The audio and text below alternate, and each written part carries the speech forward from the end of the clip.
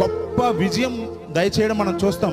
ఎప్పుడైతే నువ్వు నేను దేవుడి మీద ఆధారపడతామో, నీ జీవితంలో ఏ సమస్య వచ్చినా మనుషులను నువ్వు చులకన చేస్తారు.